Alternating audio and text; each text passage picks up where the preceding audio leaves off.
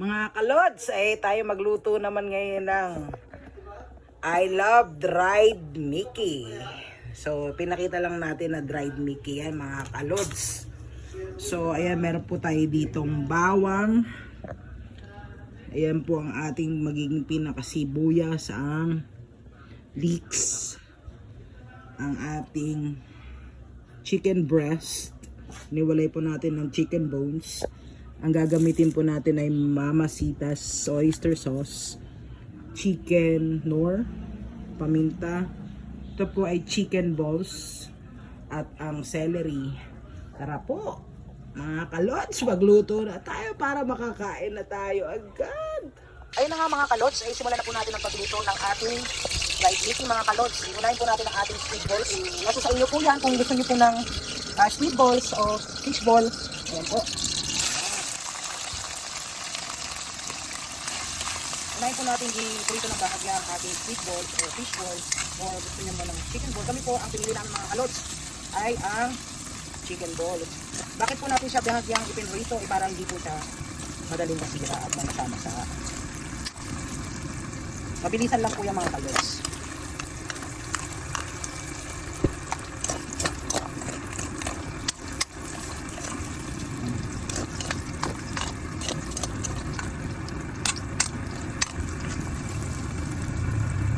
Yan mga kalods. Lagyan na po siya na iprito. Alisin na po natin siya. So ayan na nga mga kalods. Mag-isa na po tayo. O diba? Huwag po natin dagdagan pa yung mantika. Ayan na po ang ating maiwagang bawang mga kalods. Siyempre hindi magiging masaya si kumare pag wala si kumpare sibuyas mga kalods. Ayan.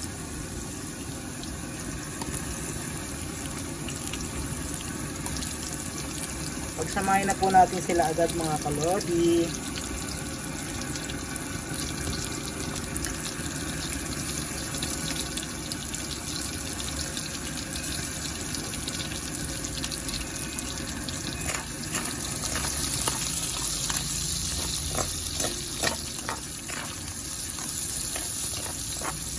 Ay naku, pag meron kayong biglaang bisita, ito po ay recommended mga kalod kasi napakabilis po ng luto.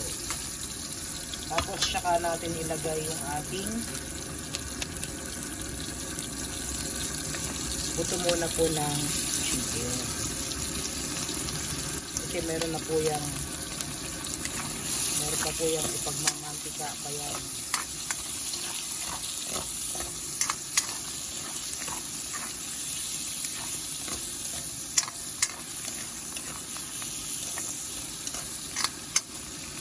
O diba mga kalodi, iwan lang po natin sa mga saglit.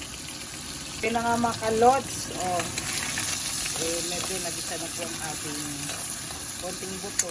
Medyo pinaka-part pa talagang na binili ko ay ang chicken.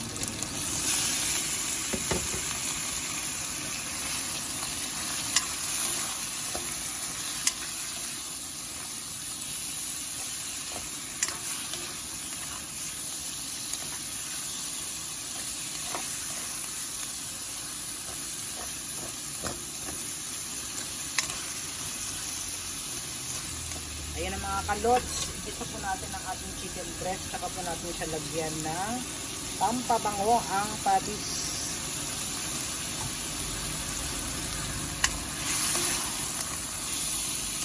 At pampawala rin po yan ng lansa, kaya po igigisa po natin ng mabuti ang ating chicken. Balikan po natin siya ng after mga few minutes later.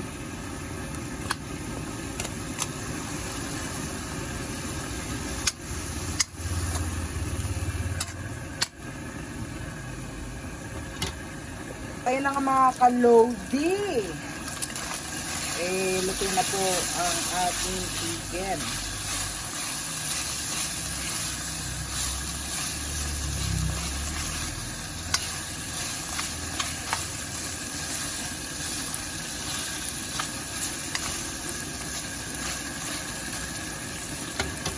Ibalik na po ang ating chicken balls. para lumasa ang ating pinaka sabaw, kasi lalagyan na natin siya ng sabaw mga kalodi.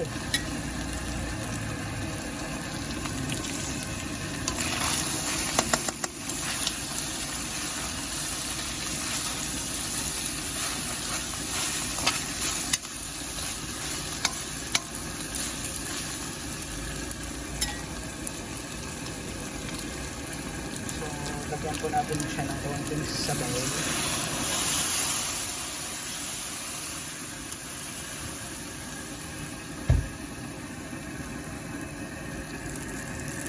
Lagyan na po natin ng ating pamen, ang pampalasa, ang ating paminta. So we can add pepper,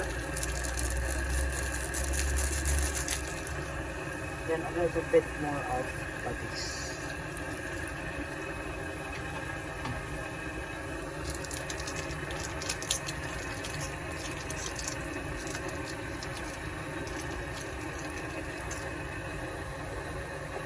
Luin na po natin kasi may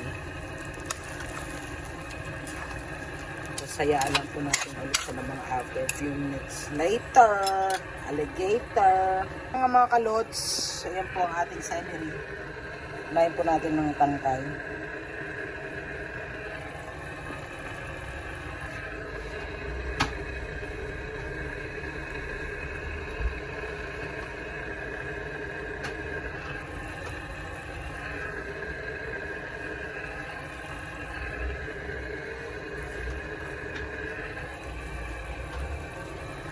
Halo-halo ulit.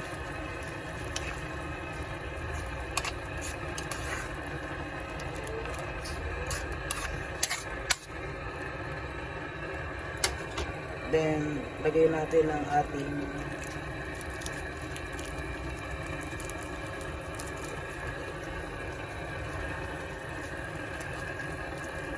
chicken cubes.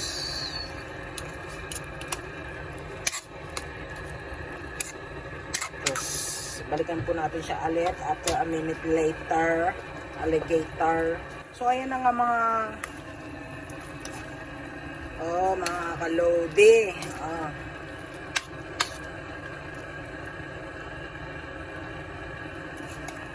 Habang pinakukulo pa po natin yan, lagyan na po natin siya ng oyster sauce.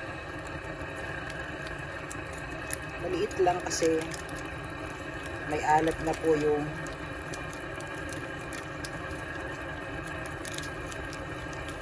pinaka-miki natin.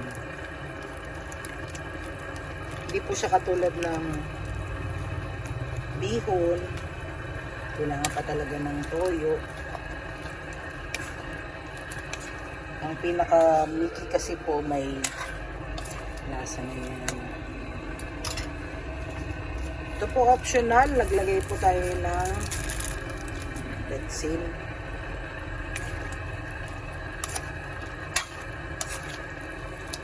Just pakuluan lang po natin ulit mga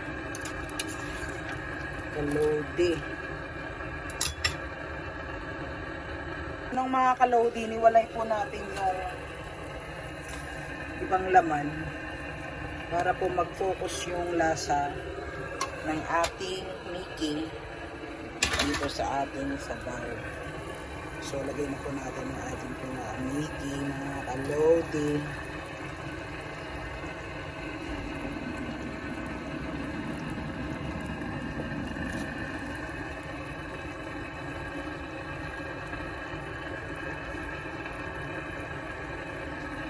Uy, sarap niyan mga kalodi.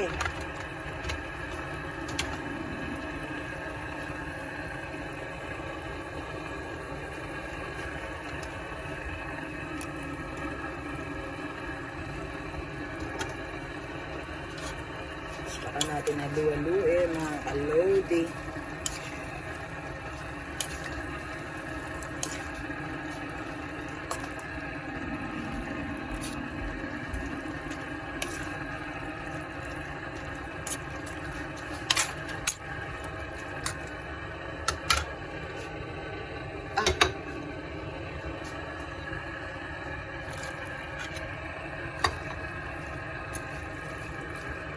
Binalik din po natin, inalis natin para makita sa ibabaw mga kalodi. Pero iba pa po yung pinaka-toppings natin mamaya. Ayan po mga kalodi. Tapos para lumasa na po, lagyan na po natin siya ng konti pang garnish. Ayan, nako. Mga 1 minute later. Ayan ako, sinasabi ko sa inyo. Patok-patok na naman po ito sa panlasa nyo.